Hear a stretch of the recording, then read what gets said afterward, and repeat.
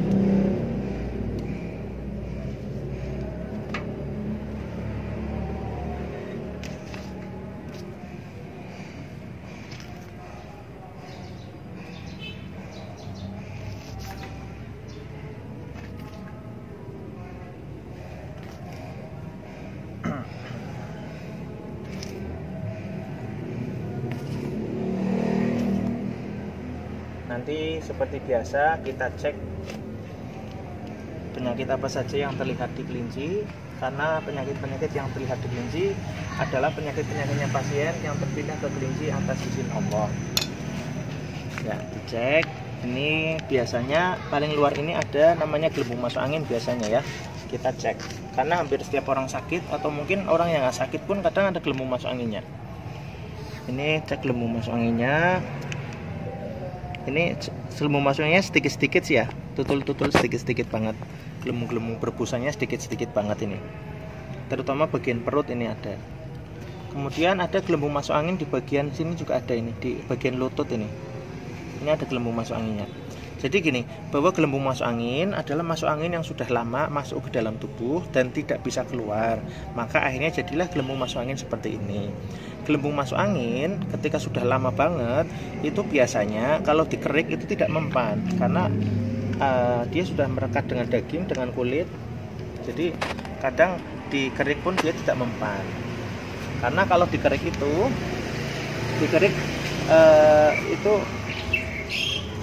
bisa untuk menyembuhkan masuk angin. Namun untuk masuk angin yang masih baru, masuk angin yang baru 1 hari 2 hari itu mungkin dikerik mempan. Tapi untuk masuk angin yang sudah lama seperti ini, yang sudah jadi gelembung seperti ini, biasanya dikerik tidak mempan. Namun lewat doa terapi kelinci seperti ini, insya Allah mempan. Insya Allah gelembung-gelembung masuk anginnya juga jadi kepindah-pindah ke kelinci, sehingga gelembung masuk angin yang ada di dalam tubuhnya pasien sudah berkurang habis, sehingga sistem tubuhnya juga mudah-mudahan sehat normal kembali. Amin ya rabbal alamin. Jadi bahwa gelembung masuk angin itu bisa menyebabkan badan lemes, demam, bisa menyebabkan sistem kekebalan tubuh, imunitasnya turun juga bisa. Terus bisa menyebabkan tensi darahnya tidak stabil, dan juga gelembung masuk angin juga bisa menyebabkan mengeringnya pelumas pada sendi-sendi tulang. Makanya bisa menyebabkan tulang-tulang linu, pegel-pegel seperti itu. Seperti halnya ada gelembung masuk angin yang ada di area lutut ini. Ini juga bisa menyebabkan mengeringnya zat pelumas atau zat kapur pada area lutut ini, sehingga bisa menyebabkan kakinya sering sakit, mudah kesemutan misalkan, dan lain-lain. Ini juga ada penyumbatan darah ini di kaki. Ini penyumbatan darah seperti ini bisa menyebabkan seperti asam urat dan kaki pegel, sakit, mudah kesemutan, dan lain-lain. Nah ini sudah kepindah-pindah ke kelinci. Mudah-mudahan saluran darahnya normal kembali, lancar kembali. Amin ya rabbal alamin. Gelembung masuknya juga mudah-mudahan biar bersih lagi, biar sehat lagi. Sebelah sini juga ada ini, kaki satunya juga ada ini, penyumbatan darah. Nah, seperti yang saya sampaikan bahwa gelembung masuk angin bisa menyebabkan tulang linu, tulang pada sakit, juga bisa mengeringkan pelumas pada sendi tulang. Nah, maka terjadi seperti ini. Sendi tulang yang kering itu seperti ini. Ini di bagian belakang sini ya, di bagian belakang, di tulang belakang. Ini merah-merah seperti ini. Ini digosok nggak hilang ini. Ini karena ada di bagian dalam. Ini kerusakan sendi tulang, osteoartritis, yaitu kerusakan pada sendi tulang. Nanti bisa menyebabkan osteoporosis, pengeroposan tulang juga. Namun mudah-mudahan tidak sampai parah banget ya. Mudah-mudahan ini cepat-cepat kepindah ke kelinci supaya normal lagi. Jadi ini merah-merah ini kepindah ke kelinci. Jadi tulang belakangnya pasien insya Allah merah-merahnya berkurang, syukur-syukur langsung habis biar sehat normal. Amin ya rabbal alamin. Nah, ketika terjadi zat kapurnya kering, maka bisa terjadi pengapuran karena zat kapurnya kering. Namun mudah-mudahan tidak sampai ke arahnya pengapuran. Jadi setiap hari zat kapur atau pelumas itu sebetulnya produksi. Namun ketika banyak gelembung masuk angin, dia kering lagi, atau mungkin kecapean mungkin, atau mungkin terlalu memforsir tenaga, itu juga bisa menyebabkan pelumasnya juga terforsir juga sehingga bisa kering seperti ini.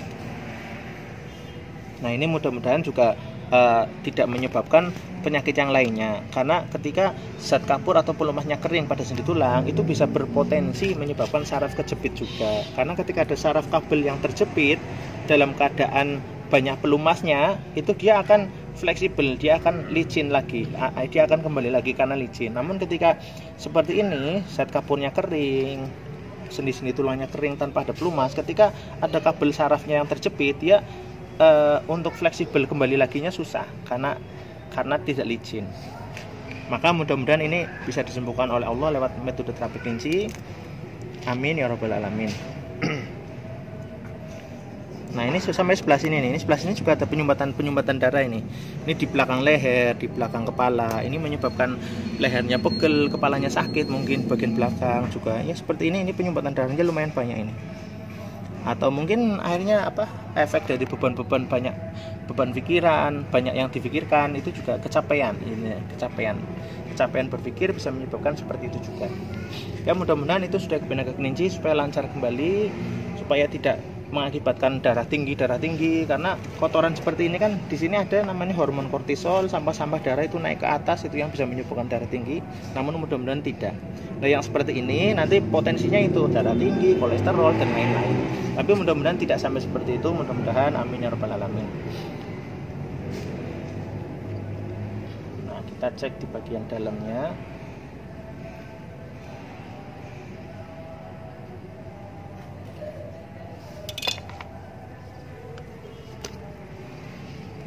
Nah, ini kalau ini mengenai asam lambung tidak begitu banyak ya, sedikit.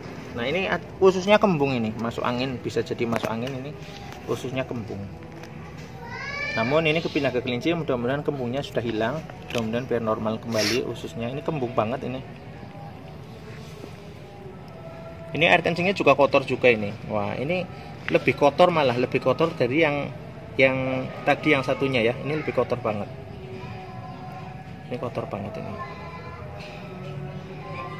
Penyebabnya banyak ya, bisa karena obat-obatan zat kimia, bisa karena sering mengkonsumsi makanan minuman yang mengandung zat kimia, bisa juga disebabkan karena sering menahan air kencing. Namun intinya adalah ini, mudah-mudahan ini adalah memang efek terapi kelinci, karena terapi kelinci itu juga kita bantu doa supaya penyakit yang ada dalam tubuhnya pasien supaya keluar lewat air kencing. Maka kadang ketika pasien sedang diterapi kelinci, pasien itu sering kencing kadang. Itu karena efek dari penyakit yang mau dikeluarkan lewat air kencing. Ini intinya, mudah-mudahan ini kepindah ke kelinci sehingga air kencingnya normal, bersih kembali. Amin ya rabbal alamin. Karena memang banyak ya kita bakteri virus di dalam tubuh itu memang kita harus memang dikeluarkan lewat air kencing atau mungkin BAB itu ya. Nah, nanti ketika kita terjadi kerusakan sistem penyakit pada tubuh itu nggak bisa keluar. Makanya ini alhamdulillah bisa dikeluarkan semua. Nah, kemudian ini di area paru-paru kita cek. Ini paru-paru. Nah, ini paru-paru ada sedikit flek sebetulnya ya, yang agak kehitaman seperti ini juga. Nah, ini di bagian dalam juga agak kayak flek gitu ya. Namun tidak banyak sekali ya, sedikit. Ini flek juga kayak kehitaman. Flek itu kadang disebabkan dari asap kendaraan, polusi udara, asap rokok orang lain, atau mungkin asap yang lain-lainnya, asap kimia, asap gas yang dan lain-lain. Terus jantung, insya Allah jantung normal saja ya, tidak ada gelembung masuk anginnya. Nah, kemudian lambung, ini lambung juga kurang bagus. Ini lambung ada, nah ini yang garis-garis merah ini yang sering terjadi kerusakan sistem pada lambung, yang bisa menyebabkan lambungnya bermasalah kayak gini ya. Ini bisa menyebabkan lambungnya kembung juga, lambungnya keras juga. Di sebaliknya juga ini kayak gini juga. Nah, ini sudah kepindah kelinci, mudah-mudahan lambungnya normal kembali. jaga pola makan banyak yang serat-seratnya supaya lambungnya lentur, supaya usus pencernanya juga lentur. Kemudian ini organ hati, insya Allah organ hati ini ya insya Allah bersih, insya Allah organ hatinya. Kemudian ini di usus, kita cek usus. Tadi ada usus yang kembung ya, kemudian kita cek lagi yang lainnya, barangkali ada masalah. Ini yang putih ini radang usus ini yang putih agak bulat ini ya, ini radang pada usus, sariawan usus. Bisa jadi terjadi karena terlalu banyak sisa makanan yang menempel di dinding usus, akhirnya jadi peradangan. Mungkin makanan yang mengandung zat kimia misalkan, atau mungkin apa itu. Ini juga ada lagi radang usus, mungkin nggak begitu terlihat jelas di kamera HP, tapi ini kelihatan di mata, kelihatan. Ini ada kayak gini, ada putih-putih radang itu. Ini ya, ada beberapa, ternyata tidak cuma satu. Ya. Kemudian untuk lain-lainnya juga bagus. Ini kita cek, ini area rahim ya. Ini area rahim juga ini bagus kok. Ini tidak ada penyumbatan darah. Biasanya rahim yang bermasalah ada penyumbatan darah di sini.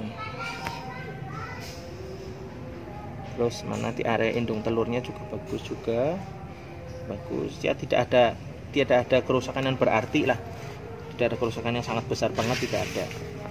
Intinya aman lah, dalam batas aman. Kalaupun mungkin menstruasinya agak ada sedikit bermasalah, itu mungkin karena pola makan dan mungkin pola beban pikirannya mungkin kecapean. Karena ketika perempuan kecapean berpikir itu kan bisa menyebabkan sistem darah pada rahimnya, pada menstruasinya juga tidak baik juga. Ya, itu penyakit-penyakit yang saya sampaikan di atas adalah penyakit-penyakitnya pasien yang kepindah ke Allah. Mudah-mudahan kepindahnya 100%. Karena apa? Karena satu kali terapi kelinci kadang terpindahnya tidak langsung 100%. Kadang Allah memberikan kesembuhannya setiap satu kali terapi kelinci, kadang Allah memberikan sembuhnya itu mungkin 20% dulu, 50% dulu, atau 70% dulu. Itu sesuai kehendak Allah. Maka apabila pasien ini satu kali terapi kelinci belum sembuh secara total, maka silahkan dianjurkan untuk dilanjutkan di terapi kelinci tahap selanjutnya. Untuk di terapi kelinci lagi yang tahap selanjutnya, nanti penyembelihan lagi, nanti minum air doa lagi, seperti itu. Untuk itu kami di sini senantiasa mendoakan untuk kesembuhannya pasien, mudah-mudahan sehat walafiat, mudah-mudahan sistem organ tubuhnya baik, sembuh total, sehat walafiat, sehingga ibadahnya juga baik, karena kita sehat adalah sehat untuk ibadah. Ya, sekian dari kami. Selanjutnya bisa dikonsultasikan via WA dengan kami pribadi. Dari kami dicukupkan. Alafu minkum. Wassalamualaikum warahmatullahi wabarakatuh.